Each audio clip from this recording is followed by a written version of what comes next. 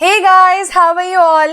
Dear students, I Amrita Raval welcome you all on the Gravity Circle Biology channel. And today we are going to start with the slime molds and also we will cover the protozoa in the kingdom Protista. Thereby हमारा kingdom Protista आज finally complete हो जाएगा. ढेर सारे characteristics हम लोगों ने इसके अंदर already देखे हुए हैं. अब पहले हम लोग पढ़ेंगे slime mold और उसके बाद में पढ़ेंगे protozoa. ठीक है, चलो तो फटाफट से स्टार्ट करते हैं. स्लाइम मोल्ड क्या होता है? अच्छा, लास्ट क्लास में हम लोगों ने यूग्लिनॉइड्स पढ़ा था. मैं एक बार याद दिला दूं, जिन्होंने लेक्चर नहीं देखा है यूग्लिनॉइड्स का, प्लीज गो एंड वो वाला लेक्चर भी देख लीजिएगा इस लेक्चर के बाद में. So now we are going to start with the slime moulds. तो स्लाइम मोल्ड जो होते हैं बच्चा लोग, ये ऐसे ऑर्गेनिजम्स हैं जो कि डेड डिकेइंग ट्री ट्रंक हो गए या पड़ी हुई पत्तियां हो गई, ठीक है, या कई बार डैम्प सॉइल हो गई के ऊपर जो है ये वाइड स्प्रेड तरीके से ग्रो होते जाते हैं, जैसे कि हम लोगों को यहाँ पर अभी नजर आ रहा है. ये वैसे ऑर्गेनिजम्स हैं जिनको पहले मतलब क्योंकि इनका बिहेवियर अपीयरेंस थोड़ा थोड़ा सा फंजाई की तरह है कि ये भी स्पोर्स बनाते हैं, ठीक है, तो हमने इनको पहले किंगडम फंजाई में रख दिया. परंतु बाद में मालूम पड़ता है कि ये ऑर्गेनिजम्स अपनी लाइफ साइकिल में अमीबा जैसा स्टेज भी शो करते हैं.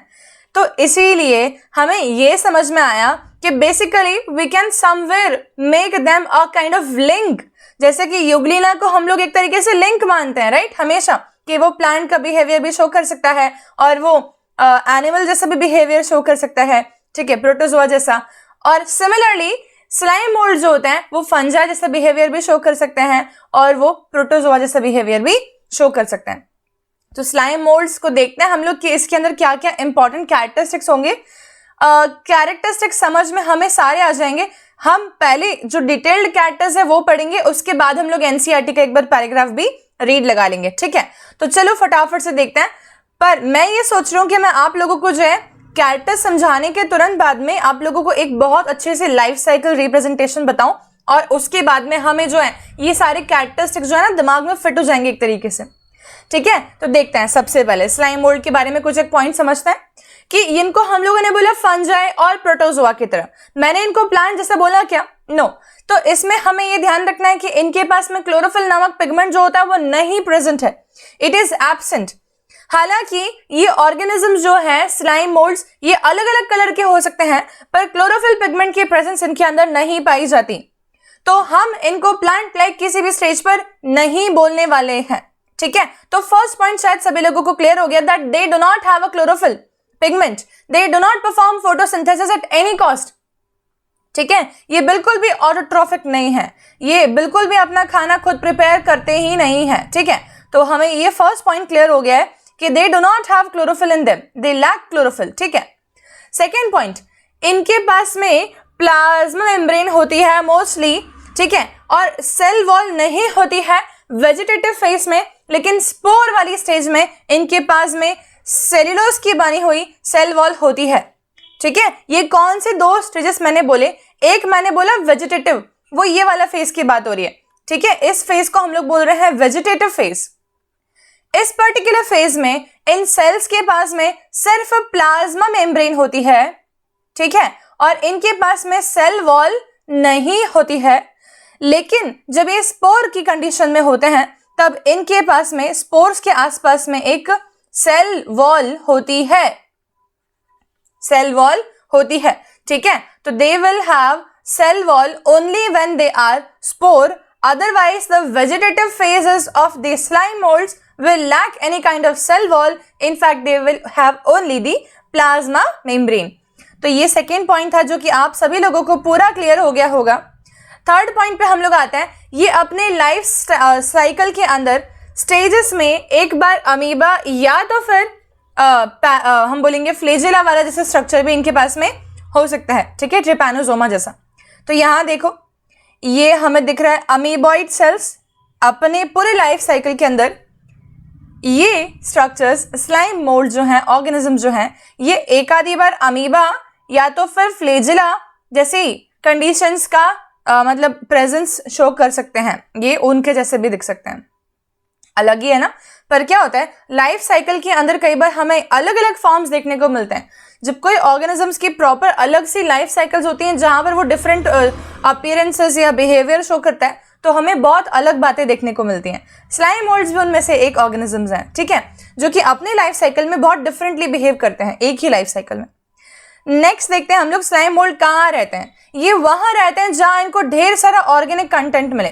और ऑर्गेनिक कंटेंट कहाँ मिल सकता है, कोई पुराने कटे हुए पेड़ हो, ठीक है, या गिरी हुई पत्तियां हो, ठीक है, या ऐसा कोई पेड़ हो जो कि सड़ने के कगार पे हो, ठीक है, जहां पर मॉइस्टनेस बहुत सारी हो, जंगल हो गए, डैम्प सॉइल हो गई, इन जगहों पर ये ज्यादा देखने को मिलते हैं क्योंकि उनको वहां पर ऑर्गेनिक कंटेंट रिच सॉइल मिल रही है या तो पेड़ मिल रहा है डेफिनेटली, जिसके ऊपर ये फीड कर सकते हैं, मतलब कि ये उनका न्यूट्रिशन उनसे ऑब्टेन कर रहे हैं, ठीक है। तो इसीलिए हम लोग बोल देंगे कि लॉन्स में, मॉइस्ट फील्ड में, या जहां जहां पर भी पेड़ वगैरह खराब हो रहे होते हैं, पत्तियां वगैरह गिरी हुई होती हैं, वहां ये ज्यादा हमें देखने को मिलते हैं, ठीक है। So this is also done. Next point, हमने 4 पॉइंट देखे, ठीक है। हमने देखा पहले तो कि स्लाइम मोल्ड के पास में फोटोसिंथेटिक एबिलिटी नहीं होती है, उनके पास में क्लोरोफिल की प्रेजेंस नहीं देखने को मिलेगी। सेकेंड, हमने देखा कि ये अपने लाइफ साइकिल के अंदर वेजिटेटिव फेज में जब होते हैं तब इनके पास में सिर्फ प्लाज्मा मेम्ब्रेन होती है, सेल वॉल नहीं। जब ये स्पोर वाली स्टेज शो करते हैं, ठीक है, तब इनके पास में सेल वॉल की प्रेजेंस होती है, वो भी सेल्यूलोजिक सेल वॉल, ठीक है। तीसरा हमने देखा यहाँ पर पॉइंट कि अपने लाइफ साइकिल के अंदर अमीबा या फिर फ्लैजिलेटेड प्रोटोजोआ जैसी प्रेजेंस भी शो कर सकते हैं, अपीयरेंस शो कर सकते हैं। चौथा हमने देखा ये वहां ग्रो करते हैं जहां इनको ऑर्गेनिक कंटेंट की रिचनेस मिलती है, जहां डेड या डिकेइंग वेजिटेशंस हम बोल दें या फिर लीव्स बोल दें, ऐसे कुछ इनको यहाँ पर मिल रही हैं, ठीक है। नेक्स्ट हम देखते हैं wide range of colouration because of wide range of pigment presentation. As you all can see over here, it can be yellow, it can be white, it can be brown, it can be red, it can be black, ठीक है, it can be some golden brown color. They might exhibit different colors, ठीक है, but they would not have the photosynthetic ability since they do not have the chlorophyll pigment in them, ठीक है। Next हम देखते हैं कि एक खाना कैसे खाते होंगे, how do they obtain the nutrition, ठीक है। Now since I said that they actually behave like fungi as well as amoeba, उनके मोड ऑफ न्यूट्रिशन याद कर लो, ठीक है। तो अगर मैंने बोला फंजाई जो है वो डेड डिकेइंग ऑर्गेनिजम्स के ऊपर ग्रो करती है, वैसे ही ये सैप्रोफाइटिक हो जाएंगे, इजंट इट, फंगस की तरह। और अगर ये अमीबा जैसा बिहेवियर शो कर रहे हैं, प्रेजेंस शो कर रहे हैं अपने लाइफ साइकिल में एक पर्टिकुलर स्टेज पर, तो ये फैगोसाइटिक एबिलिटी भी रख सकते हैं। So they might have phagotrophic nutrition as well. So these organisms have both kind of nutritions like fungi as well as the protozoa, ठीक है, that is phagotrophic as well as the decaying kind of performance, ठीक है, to obtain the nutrition. Okay, so ये दोनों बातें हमें समझ में आई। अब एक और बात कि ये पैरासाइटिक नहीं होते हैं, मतलब कि ये जिंदा ऑर्गेनिजम्स के ऊपर अटैक करना जो है और उनसे उनके बॉडी में जाके रहना, ठीक है, ये वाली एबिलिटी ये लोग नहीं रखते हैं। ये हमेशा डिकेइंग वेजिटेशंस, खराब होने वाली चीज, ऑलरेडी सड़ रही थी, उससे अपना खाना ऑब्टेन करेंगे, किसी फ्रेश प्लांट को ये चूज नहीं करेंगे ग्रो होने के लिए, ठीक है। तो इसीलिए हमें स्लाइम मोल्ड्स वहां मिलेंगे जहां पर कोई प्लांट या ट्री जो है वो पुराना हो गया है काफी, या उसकी कोई पर्टिकुलर लकड़ी सड़ रही है, ना कि किसी नए उगे हुए ट्री के ऊपर या कोई एकदम फ्रेश हेल्दी ट्री के ऊपर, ठीक है। तो ये वाले पॉइंट्स हमें समझ में आए। नेक्स्ट हम देखते हैं इनका मोड ऑफ रिप्रोडक्शन क्या है, और ये मोड ऑफ रिप्रोडक्शन पढ़ने के लिए हम लोग पढ़ेंगे लाइफ साइकिल की फोटोग्राफ जो हम यहाँ देख रहे हैं, ठीक है। अब मैं आपको बताती हूँ स्टार्टिंग कहाँ से करें, ठीक है। तो मैं इसको इरेज कर दूं पूरा जो पॉइंट्स यहाँ लिखे हुए हैं, ताकि चलो रहने देते हैं, कलर चेंज कर लेते हैं। ओके, सी दिस, मैंने कहा इस पर्टिकुलर स्टेज में ये फंजाई की तरह बिहेव करते हैं, ठीक है। क्यों? इनके पास में स्पोर फॉर्मेशन की एबिलिटी, स्पोरेंजिया है, और इस पर्टिकुलर टाइम पे ये अमीबा की तरह बिहेव करते हैं। क्यों? क्योंकि ये अमीबा जैसा देख रहे हैं, अमीबॉइड एक्टिविटीज परफॉर्म कर रहे हैं, ये बेसिकली हम बोलेंगे अमीबॉइड मूवमेंट परफॉर्म कर रहे हैं, ठीक है। और ये अमीबा की तरह फैगोसाइटोसिस कर रहे हैं, तो अमीबॉइड बिहेवियर शो कर रहे हैं। ये अपने लाइफ साइकिल में एक समय पर डिप्लॉइड और एक समय पर हैप्लॉइड है। Now how this is happening, ठीक है। तो हम समझते हैं, स्टार्ट करेंगे जाइगोट से, ठीक है। अब जाइगोट कैसा स्ट्रक्चर है, तो ये पॉइंट समझने का है कि जाइगोट जो है वो एक डिप्लॉइड स्ट्रक्चर है, ठीक है, जाइगोट फ्यूजन से बना हुआ स्ट्रक्चर है डेफिनेटली, ठीक है। तो दो सेल्स के जेनेटिक कंटेंट का फ्यूजन हुआ होगा, वो दोनों सेल्स हेप्लॉइड होंगे, गैमीट जैसे बिहेवियर शो करने वाले सेल्स होंगे, और उनके फ्यूजन से बना हुआ जो सेल है डेफिनेटली वो हो जाएगा हमारे डिप्लॉइड जाइगोट, ठीक है। तो जाइगोट जो बना इनके पास में वो है डिप्लॉइड जाइगोट। ऐसे बहुत सारे डिप्लॉइड जाइगोट होंगे, ठीक है, ऐसे ढेर सारे डिप्लॉइड जाइगोट होंगे, एक नहीं, एक ही जगह पर एक ही एरिया में, क्योंकि स्पोर्स भी एक ही जगह पर रिलीज हुए हैं बहुत सारे, तो ढेर सारे जाइगोट भी एक ही जगह पर कहीं बने, ठीक है। तो ये जो जाइगोट एक ही जगह पर ढेर सारे ना, ये सारे जाइगोट आपस में क्या करना चालू कर देंगे, ये अपनी प्लाज्मा मेम्ब्रेन्स को फ्यूज करना चालू कर देंगे।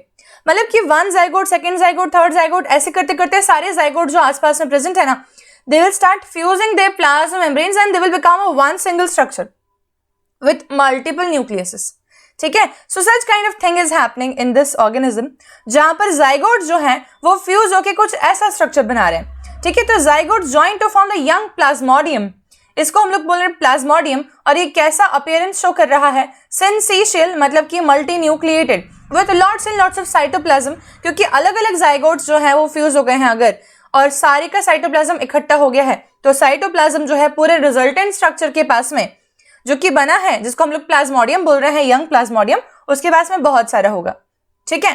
अब ये जो प्लाज्मोडियम है ये मैच्योर होगा और ये ग्रो करना चालू करेगा, तो इतना सारा साइटोप्लाज्म है इनके पास में, तो क्या करेंगे, ये आगे की तरफ बढ़ना चालू करेंगे, जैसे कि स्प्रेड हो रहे थे, हमने पहले ही देखा था फर्स्ट फोटोग्राफ में, just look at this, that they are actually starting to spread over, right, ये स्प्रेड हो रहे हैं, और ये स्प्रेड होते होते इस प्रकार का स्लाइमी मास बना देंगे, उसको हम लोग बोलते हैं मैच्योर प्लाज्मोडियम, ठीक है। तो मैच्योर प्लाज्मोडियम बन गया यहाँ पर, जो हमको दिख रहा है स्लाइमी मास ऑफ प्रोटोप्लाज्म। ये स्लाइमी क्यों बोलते हैं इसको, क्योंकि दे आर एक्चुअली स्लाइमी, ठीक है, ये स्लाइमी होते हैं, और इनको अगर टच करेंगे तो it will give us slimy appearance to us, ठीक है, देयर बाय इनको हम लोग स्लाइम मोल्ड्स बोलते हैं। अच्छा, स्लाइमी है ये पूरा स्ट्रक्चर, काफी थोड़े टाइम के बाद में जब ये रिप्रोडक्टिव मैच्योरिटी टाइप अटेन कर लेंगे तब इनके ऊपर स्पोरेंजिया डेवलप होंगे स्टॉक के ऊपर, ठीक है। तो ये हमें दिख रहे हैं स्पोरेंजिया और ये हमें दिख रहे हैं स्टॉक, इस प्रकार के स्टॉक लाइक स्ट्रक्चर्स डेवलप होंगे, कैप्सुलेटेड स्ट्रक्चर्स उनके ऊपर बनेंगे, उनको हम लोग बोलेंगे स्पोरेंजिया, जिसमें स्पोरोजेनस टिश्यू भरा हुआ होगा ढेर सारा, ठीक है, जो कि स्पोर्स को राइज दे सके, ऐसा टिश्यू, ठीक है। तो ये स्पोरेंजिया जो है ये स्पोरोजेनस टिश्यू से भरा हुआ है, ठीक है। अब ये स्पोरोजेनस सेल्स जो है अंदर की तरफ, टिश्यू नहीं, सॉरी सेल्स बोलेंगे हम लोग, स्पोरोजेनस सेल्स, ये सेल्स से भरा हुआ है, ठीक है। अब ये स्पोरोजेनस सेल्स जो है ये परफॉर्म करेंगे मियोसिस, अभी क्योंकि ये स्ट्रक्चर कैसा है, डिप्लॉइड, तो ये क्या परफॉर्म करेंगे, meiosis, diploid structure meiosis perform करेगा, तो रिजल्टेंट सेल्स कैसे बनेंगे, हैप्लॉइड। तो हम जो बोलेंगे स्पोर्स कैसे बन रहे हैं, तो इनके स्पोर्स बन रहे हैं हैप्लॉइड स्ट्रक्चर्स, क्योंकि वो स्पोरोजेनस सेल्स के मियोसिस के रिजल्टेंट स्ट्रक्चर्स हैं, और जब भी मियोसिस होता है तब डिवीजन रिडक्शनल डिवीजन कहलाता है, और इसी कारण से जो बनने वाले स्पोर्स हैं they all will become haploid spores. And we have already seen, हमने पहले ही देख लिया कि इनके स्पोर के पास में होती है सेल्यूलोजिक सेल वॉल, ठीक है, तो इसीलिए वो प्रोटेक्टेड स्पोर्स हैं डेफिनेटली, ठीक है। तो ये प्रोटेक्टेड स्पोर्स जो दिख रहे हैं हम लोगों को, ये स्पोरेंजिया के अंदर ही रहेंगे, ठीक है, और ये वेट कंडीशंस में रिलीज कर दिए जाएंगे, ये रहे, ठीक है, ये स्पोर्स हैं, ये वेट कंडीशंस में रिलीज कर दिए जाएंगे।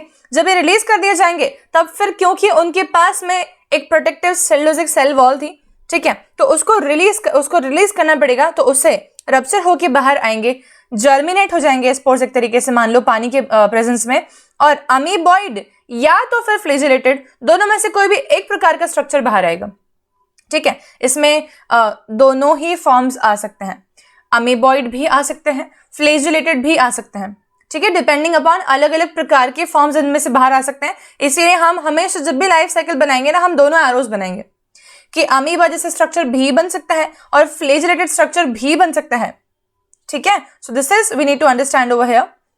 अब लेकिन ये स्ट्रक्चर्स जो हैं ये कैसे हैं, ये हैप्लॉइड सेल्स हैं, राइट, ये कैसे सेल्स हैं, they are going to be haploid cells. तो क्या मैं इन रिजल्टेंट स्ट्रक्चर्स को गैमीट लाइक मान लूं, ठीक है, तो मैंने बोल दिया जो ये अमीबॉइड सेल्स है ना, ये गैमीट लाइक बिहेवियर शो कर रहे हैं, इजंट इट, स्पोर जो है ये गैमीट लाइक बिहेवियर शो कर रहे हैं। ये जो पूरे हमें दिख रहे हैं स्ट्रक्चर्स फ्लैजेलेटेड, ठीक है, ये भी हो जाएंगे हैप्लॉइड गैमीट लाइक स्ट्रक्चर्स। और गैमीट्स का हमेशा क्या होता है? फ्यूजन। और फ्यूजन ऑफ गैमीट अगर होगा तो रिजल्टेंट स्ट्रक्चर कैसे बनेगा बताओ? न्यूक्लियर कंटेंट भी फ्यूज हो गया तो रिजल्टेंट स्ट्रक्चर कैसे बनेगा? डिप्लॉइड। तो हम यहाँ देखते हैं कि इस पर्टिकुलर सेल्स के अंदर प्लाज्मोगैमी हो रही है, मतलब कि प्रोटोप्लास्ट फ्यूजन हो रहा है और साइमल्टेनियसली न्यूक्लियर फ्यूजन भी होगा और इस कारण से रिजल्टेंट जाइगोट जो बनेगा वो बनेगा फिर से एक डिप्लॉइड जाइगोट। ये सारी इवेंट्स यहाँ पर हो रहे हैं। तो फटाफट से शॉर्ट में अगर मैं बताऊं तो हम बोलेंगे जाइगोट होता है एक डिप्लॉइड सेल। ये डिप्लॉइड जाइगोट जो होता है, यहाँ पर ढेर सारे जाइगोट जो हैं आपस में मिलकर दे विल फ्यूज टुगेदर, ठीक है। और फ्यूजन से बना हुआ जो पूरा स्ट्रक्चर है उसके पास में ढेर सारे न्यूक्लियस होंगे, सिंसेशियल अपीयरेंस होगी, मल्टी न्यूक्लिएटेड सा हो जाएगा वो डेफिनेटली, और बहुत सारा साइटोप्लाज्म होगा। साइटोप्लाज्म भी ज्यादा होगा और इसीलिए जब ये स्प्रेड होगा आप पूरा स्ट्रक्चर मैच्योर होके तब ये स्लाइमी मास ऑफ प्रोटोप्लाज्म हो जाएगा, ठीक है। फिर रिप्रोडक्टिव मैच्योरिटी अटेन करने के ऊपर इनके ऊपर स्पोरेंजिया डेवलप होंगे स्टॉक के ऊपर, जो कि स्पोरोजेनस सेल से भरे हुए होंगे, ठीक है। ये सारी चीजें डिप्लॉइड हैं अभी तक। लेकिन अब जब मैं बोलूंगी स्पोर्स बनेंगे तो स्पोर्स बनेंगे हैप्लॉइड स्ट्रक्चर्स, ठीक है। और जो ये हैप्लॉइड स्पोर्स हैं ये मॉइस्ट कंडीशंस में रिलीज कर दिए जाएंगे। जब ये हैप्लॉइड स्पोर्स मॉइस्ट कंडीशन में रिलीज कर दिए जाएंगे तो क्योंकि स्पोर्स के पास में होती है एक सेल्यूलोज की बनी हुई सेल वॉल, तब वो जर्मिनेट होंगे मॉइस्ट कंडीशंस के अंदर और उनसे या तो अमीबा लाइक स्ट्रक्चर्स बाहर आ सकते हैं या तो फिर उनसे फ्लेजिलेटेड प्रोटोजोइस स्ट्रक्चर्स बाहर आ सकते हैं, ठीक है। और ये स्ट्रक्चर्स में प्लाज्मोगैमी होगी, मतलब कि फ्यूजन ऑफ प्रोटोप्लाज्म होगा और fusion of protoplasm followed by the nuclear fusion as well. ये गैमीट लाइक स्ट्रक्चर्स फ्यूज होके हैप्लॉइड सेल्स फ्यूज होके बनाएंगे एक डिप्लॉइड जाइगोट और इस प्रकार से इसकी लाइफ साइकिल कंटिन्यू रहने वाली है, जहां पर ये ऑर्गेनिज्म ड्यूअल टाइप का अपीयरेंस शो कर सकता है, एक समय पर फंजाई जैसा और एक समय पर अमीबा जैसा, ठीक है। तो आई होप कि इतनी बात एकदम परफेक्टली समझ में आ गई है और अगर समझ में आ गई तो हम लोग को ये लाइन भी क्लियर हो जाएगी कि इनके अंदर ए सेक्सुअल और सेक्सुअल मोड ऑफ रिप्रोडक्शन दोनों प्रेजेंट हो सकता है। They produce spores with sporangia, ठीक है। ये स्पोरेंजिया से स्पोर्स बनाते हैं और स्पोर के पास में सेल वॉल होती है सेल्यूलोज की बनी हुई। स्लाइम मोल्ड जो होते हैं अपने लाइफ टाइम में प्रोटोजोआ और ट्रू फंजाई दोनों जैसा बिहेवियर शो करते हैं। They are like protozoa in their amoeboid plasmodial stage, जो कि हमने नीचे वाली देखी, and they are similar to true fungi in abundant spore formation, ठीक है। So this is all about the slime moulds and I hope that this is very clear. Now NCERT के अंदर फोटोग्राफ जो दे रखी है ना स्लाइम मोल्ड की, वो दे रखी है मल्टी न्यूक्लिएटेड, देख लो यहाँ पर, ठीक है। अडल्ट फॉर्म मल्टी न्यूक्लिएटेड, ठीक है, प्लाज्मोडियम दिया है इन्होंने, है ना। स्लाइम मोल्ड के एग्रीगेशन को क्या बोलते हैं? प्लाज्मोडियम, ठीक है। तो मैं लिख देती हूँ यहाँ पर एग्रीगेट फॉर्म है ये, जो बहुत सारे जाइगोट के फ्यूजन से बना उसकी बात हो रही, ठीक है। चलो देख लो, slime moulds are saprophytic protist, ये तो हमें मालूम पड़ गया, डेड डिकेइंग ऑर्गेनिज्म पे ग्रो करते हैं, ठीक है। Decaying twigs, leaves, engulfing organic material, ठीक है। अच्छा, the body moves along decaying twigs and leaves engulfing the organic material, ठीक है। Under suitable conditions they form aggregation called as plasmodium, जो कि ये बनाया हमने, which may grow and spread over the several feet, मतलब कि काफी फीट तक जा सकते हैं ये ऐसे ग्रो करते करते, ठीक है। During the unfavourable conditions the Plasmodium differentiates and forms fruiting bodies, ठीक है, जो हमने देखी थी। वो फ्रूटिंग बॉडीज जो हैं उनके पास में स्पोर्स होंगे, ये स्पोर्स के पास में ट्रू वॉल्स होंगी, कौन सी? सेल्यूलोजिक, ठीक है। They are extremely resistant and survive for many years, ये स्पोर्स को अगर मॉइस्ट कंडीशन नहीं मिलती है ना तो वो बहुत सालों तक ऐसे रह सकते हैं, रेजिस्टेंट स्पोर्स है, और जैसे ही वेट कंडीशंस मिलेंगी वो वापस से ग्रो होना चालू हो जाएंगे। Even during the adverse conditions, धूप वगैरह हो गई या कुछ भी ठंड हो गई बहुत ज्यादा, तो एडवर्स कंडीशंस में भी वो सर्वाइव करने की क्षमता रखते हैं, ठीक है। The spores are dispersed by the air currents, ये एयर के थ्रू स्पोर्स जो हैं ट्रैवल होकर अलग अलग जगह पर स्प्रेड होते हैं, इसीलिए स्लाइम मोल्ड जो हैं वो फैलते जाते हैं, डिस्पर्सल हो जाता है उनका, ठीक है। तो ये हुआ पूरा एनसीईआरटी का paragraph about the slime moulds and this is done. इतना समझ आ गया। अब क्या हो रहा है ना, एक चीज ये मैं पूछ रही हूँ सभी लोगों से, क्लास 11th वाले स्टूडेंट्स जो हैं प्लीज कमेंट में जवाब देना कि क्या आप लोगों को सिर्फ रिड्यूस सिलेबस पढ़ना है अभी फिलहाल, क्योंकि पॉइंट ये हो रहा है कि इस प्रकार से अगर सिलेबस जा रहा है तो स्टूडेंट्स को लग रहा है बहुत स्लो है, तो I would not take any of the chapter अभी जो कि हमारा सिलेबस के अंदर नहीं है। ठीक है। एंड 12th क्लास पे थोड़ा ज़्यादा फोकस करना पड़ेगा मुझे अभी, क्योंकि उनकी बोर्ड एग्जाम्स नज़दीक हैं। So I try to upload more lectures of class 12th in a short period of time. I'll try to increase the frequency of the lectures definitely. चलो अभी हम देखते हैं। और एक और बात बोल रही थी सब लोगों से कि जितना भी मैं पढ़ा रही हूँ ना, इसकी प्रैक्टिस भी लगाते रहा करूँ, कोई ना कोई शीट्स या कोई बुक सॉल्व करते रहा करूँ, ताकि आप लोगों को जितना कंटेंट मैं पढ़ा रही हूँ उससे रिलेटेड क्वेश्चंस बन रहे हैं कि नहीं ये भी मालूम होता रहे। सिर्फ थ्योरी पढ़ने से काम नहीं चलेगा क्योंकि, ठीक है। Okay, starting with the protozoans. ये प्रोटोजोअन्स आखिरी पोर्शन है प्रोटिस्टा का, ठीक है। और प्रोटोजोअन्स हम लोग बहुत अच्छे से जानते हैं इन सबको, इन ऑर्गेनिजम्स को हमने कई बार देखा हुआ है पहले हमारी प्रीवियस ईयर एनसीईआरटी की बुक्स के अंदर भी, 10th वगैरह में, ठीक है। तो प्रोटोजोअन्स जो है इनको बहुत शॉर्ट में हम समझेंगे डायग्रामेटिकली या इनके बिहेवियर वाइज, ठीक है।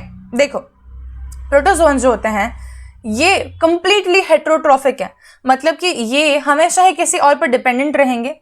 दे will never synthesise their own food, ठीक है। And they live their life as predators और पैरासाइट्स, ठीक है। तो ये प्रेडेटर होंगे या तो फिर ये पैरासाइट होंगे।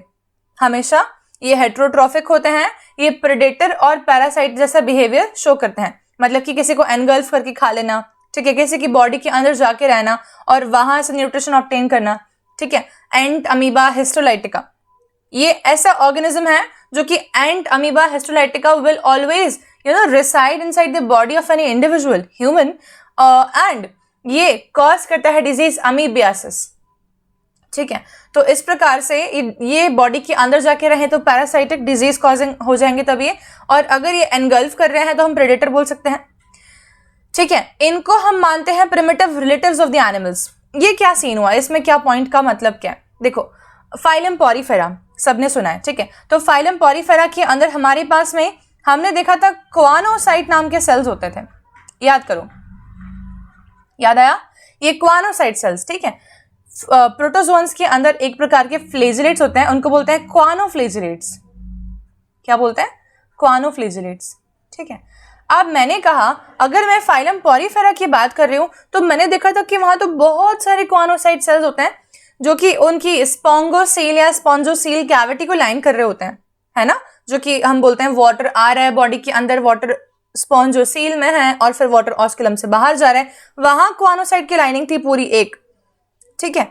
अगर मैं एक सिंगल क्वानोसाइट को उठा के देखूं, one single choanocyte if I take, तो वो अपीयर करता है एक क्वानोफ्लेजिलेट की तरह, और क्वानोफ्लेजिलेट एक प्रोटोजोआ है।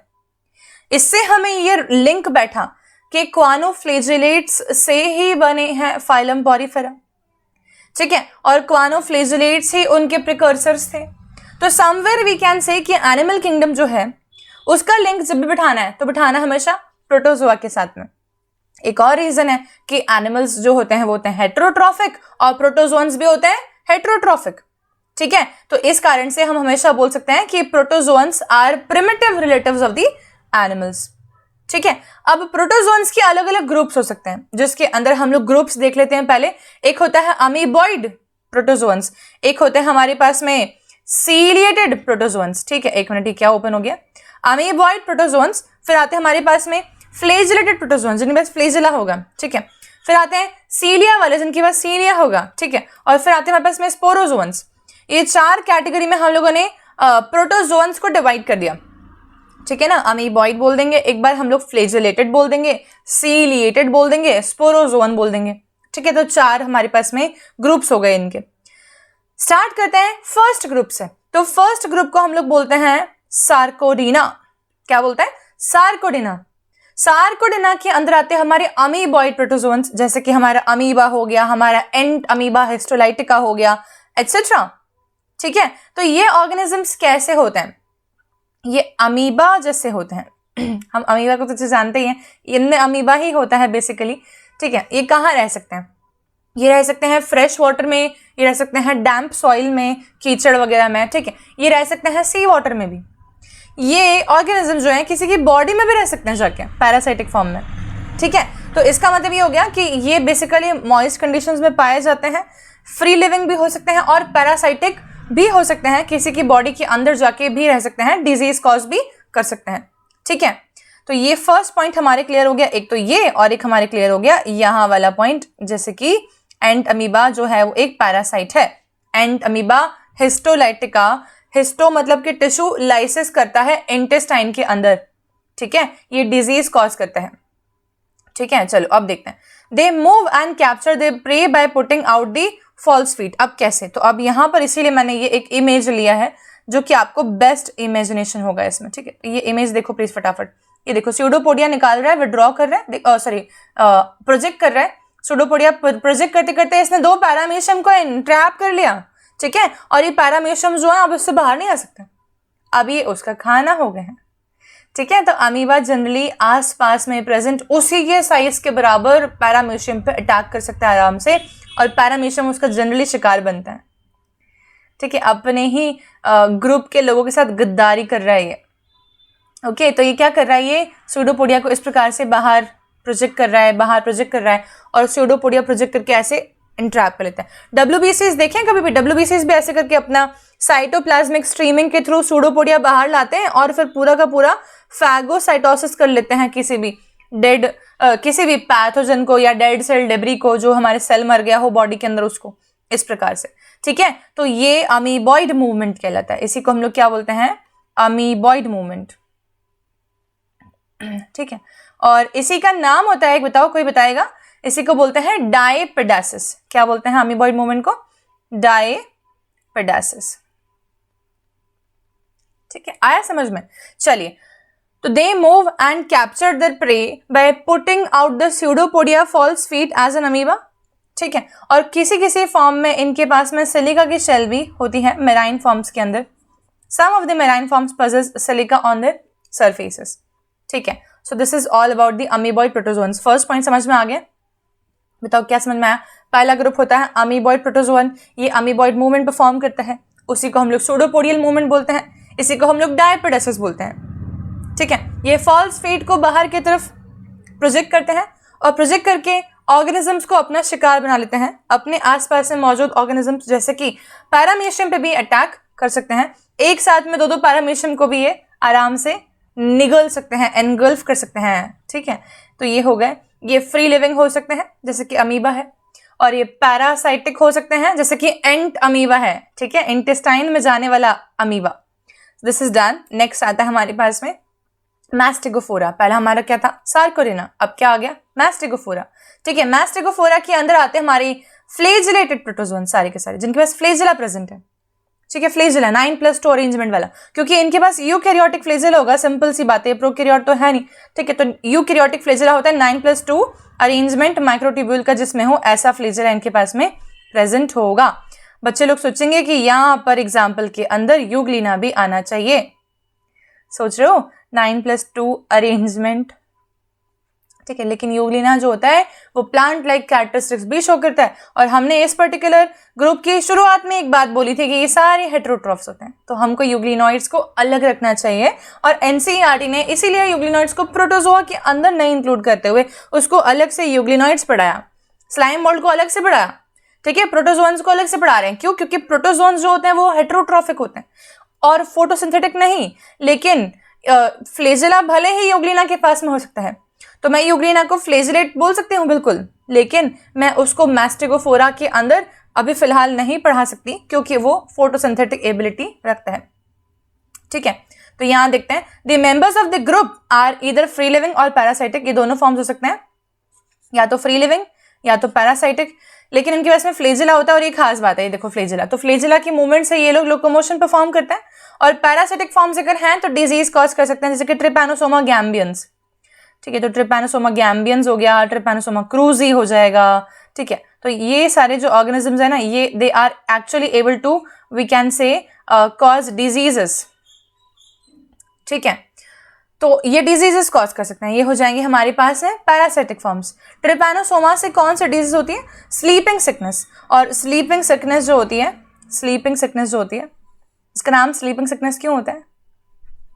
क्योंकि इसमें इंसान के स्लीप पैटर्न्स बदल जाते हैं, ठीक है, स्लीप पैटर्न्स में ड्रास्टिक चेंज देखने को मिलता है, इसलिए बोलते हैं स्लीपिंग सिकनेस, ठीक है। So this is the group which is called as Mastigophora या फ्लेजिलेटेड प्रोटोजोन्स। मैं रिवाइज कराऊंगी आखिरी में।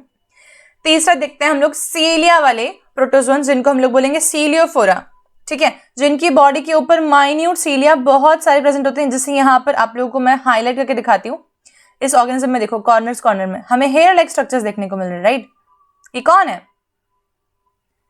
देखो ये दिख रहा है, ये कौन है ऑर्गेनिज्म, ये है हमारा अपना प्यारा पैरामीशियम, ठीक है।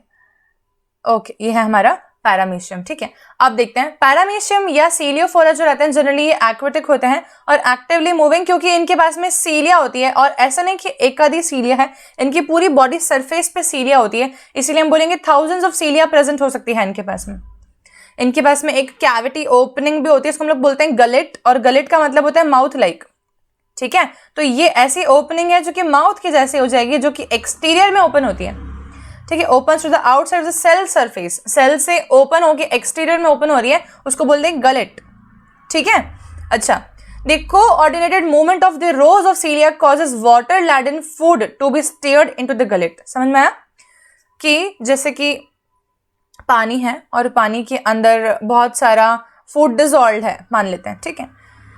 तो वाटर में लैडन है फूड और सीलियरी मूवमेंट ये परफॉर्म कर रहे हैं। तब जब सीलिया की बीटिंग होती है तो चप्पू की तरह मूवमेंट होता है, ठीक है। सीलियरी मूवमेंट जो होता है हमेशा वो ऐसा होता है कि चप्पू जैसे नाव आगे बढ़ती है, ठीक है, चप्पू पीछे जाता है, वैसे ही मूवमेंट होता है। तो ये सीलियरी बीटिंग के कारण से क्या होगा, पानी जो है इनकी तरफ आएगा।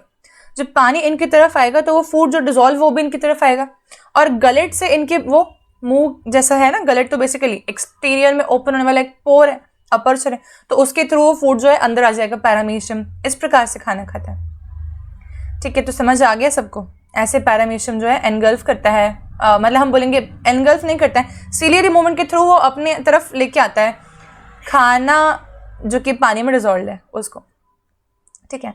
सो this is done, now this is done, completed. Ciliophora, Ciliophora में क्या समझ में आना चाहिए, सीलियोफोरा वो ऑर्गेनिज्म जिनके पास ढेर सारे सीलिया प्रेजेंट होते हैं, thousands of सीलिया, ciliary movement perform करते हैं। वो सीलियरी मूवमेंट के कारण ही वाटर लैडन विद फूड जो है वो इनकी तरफ आता है, और गलेट नाम की ओपनिंग से वो इनके सेल के अंदर एंटर हो जाता है और वो उनका खाना है, ठीक है। नेक्स्ट देखते हैं हम लोग स्पोरोजोन्स। ये क्या होता है, ये स्पोरोजोन्स जो है basically most of the time spore जैसे रहते हैं, मतलब कि स्पोर लाइक जिंदगी जीने वाले, डिपेंडेंट रहते हैं हमेशा। मोस्टली इन्फेक्शियस स्पोर रहते हैं ये, इन्फेक्शियस स्पोर। अब जैसे कि हमने मलेरिया सुना है सबने, तो मलेरिया डिजीज में क्या होता है, हम लोग बोलते हैं कि एक फीमेल एनाफिलीज मस्कीटो आती है, ठीक है, और वो सलाइवा इंजेक्ट करती है हमारी बॉडी में और ब्लड ले रही होती है, राइट। जब वो सलाइवा इंजेक्ट कर रही होती है हमारी बॉडी में, क्योंकि हमारा ब्लड क्लॉट नहीं हो जब तक वो ब्लड ले रही है, तब सलाइवा इंजेक्ट करती है तो बहुत सारे स्पोरोजोइट्स, थाउजेंड्स ऑफ स्पोरोजोइट्स जो हैं वो इंजेक्ट कर देती है हमारी ब्लड में। ये स्पोरोजोइट जो हैं जाते हैं फिर लिवर में, ठीक है, और ये स्पोरोजोइट्स वहाँ डिवाइड करते हैं, फिर वहाँ से जाते हैं वो आरबीसी में, है ना, अलग फॉर्म में, और फिर वहाँ भी डिवाइड करते हैं, फिर वहाँ से वो जाते हैं गैमीट बनाते हैं, गैमीटोसाइट बनाते हैं, गैमीटोसाइट को पिक करती है फिर से दूसरे फीमेल एनाफिलीज, उसकी बॉडी में वो गैमीट बनते हैं, फिर फ्यूजन होता है उनका, ठीक है। ऐसे करते करते वो जाइगोट बनाते हैं, जाइगोट फिर से स्पोरोजेनस जैसा हो जाता है, मतलब कि फिर से वो स्पोर फॉर्मेशन करेगा, स्पोरोसिस्ट बन जाएगा, oocyst। ऐसे करते करते ये हमेशा जो है बेसिकली स्पोर ही बना रहे होते हैं। देखो यहाँ इस स्टेज में मैं स्टेजेस बता रही हूँ तुम लोगों को, ताकि तुम्हें क्लैरिटी हो कि मैंने क्या क्या बोला। अभी मैं तुमको सिर्फ स्पोर वाली स्टेजेस बता रही हूँ, ठीक है। ओके, देखो ध्यान से, हम लेते हैं कलर नीला। ये देखो, एक तो ये दिख रहा है, ये देखो स्पोर दिख रहे हैं सारे, है ना, सारे स्पोर्स दिख रहे हैं, ठीक है। एक ये हो रहा है कहाँ पर, मस्कीटो के अंदर। अच्छा, दूसरा देखते हैं इधर ह्यूमन में, ह्यूमन के अंदर, ठीक है। ओके, देखो क्या दिख रहा है हमें, ये वाला स्टेज, ये फिर से कैसे दिख रहा है, स्पोर वाला, ठीक है। ये वाला स्टेज देखो, ये कैसे दिख रहा है, स्पोर वाला। तो ये क्या करते हैं, ये स्पोर ही बनाते रहते हैं, और ये इतने स्पोर्स बनाते हैं कि मतलब वाइड स्प्रेड तरीके से, ठीक है। तो यहाँ पर पढ़ते हैं, this includes diverse organisms that have infectious spore like stages in their life cycle. The most notorious one is Plasmodium, definitely, ठीक है। मलेरियल पैरासाइट जो कि अलग अलग प्रकार के हो सकते हैं, Plasmodium vivax, Plasmodium malaria, Plasmodium oval, Plasmodium falciparum, अलग अलग प्रकार के प्लाज्मोडियम भी हो सकते हैं।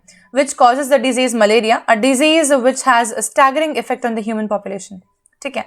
मलेरिया जो है ये ऐसे मामूली डिजीज नहीं है, पूरे जेनेटिक वेरिएशन कॉज कर दिया इसने, ठीक है। तो सिकल शेप के सेल्स, सिकल शेप के आरबीसीज हो गए एक पर्टिकुलर पॉपुलेशन के अंदर ही, ठीक है। उसको हम लोग पढ़ेंगे खैर एवोल्यूशन में। तो इतना हमारी समझ आया अभी फिलहाल कि प्रोटोजोन्स कितने ग्रुप में डिवाइड हो सकते हैं।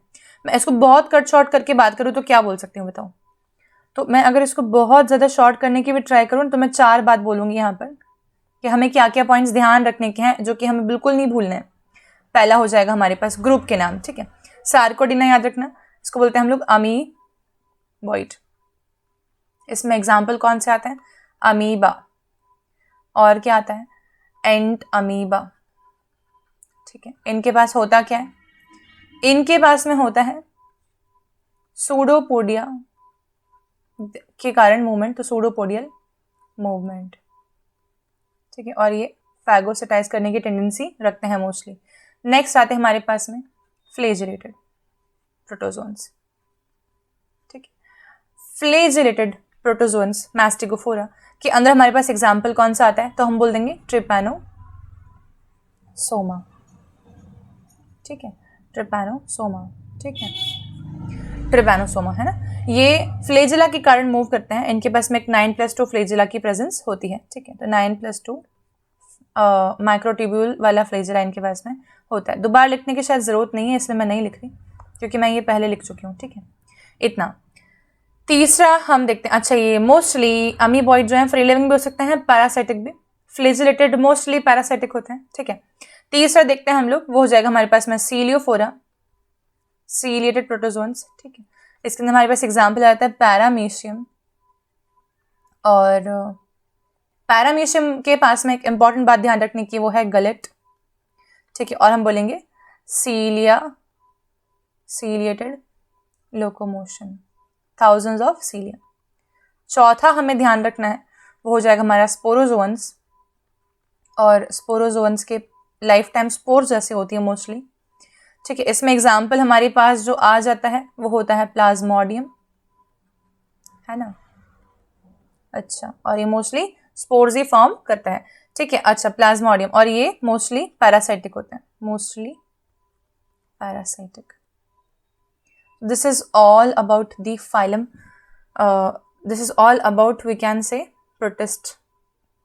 पूरा पढ़ लिया हमने, ठीक है, पूरा पढ़ लिया। देखो मैं तुम लोगों को एक बता दूं, क्लिक करवा रही हूँ वापस से कि हमने कहाँ से पढ़ना चालू किया था। ढेर सारा पढ़ा है भाई साहब, ऐसे नहीं है, ठीक है। लास्ट पुराने लेक्चर सारे याद हो तो इतना सारा प्रोटिस्ट पढ़ाया मैंने, देख लो।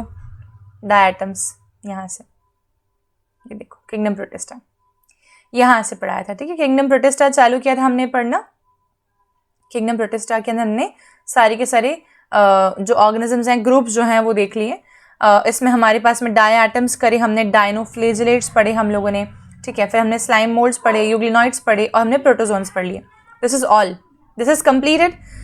Now we are going to start with the fungi, ठीक है। और नेक्स्ट क्लास में हम लोग किंगडम फंजाई स्टार्ट करते हैं।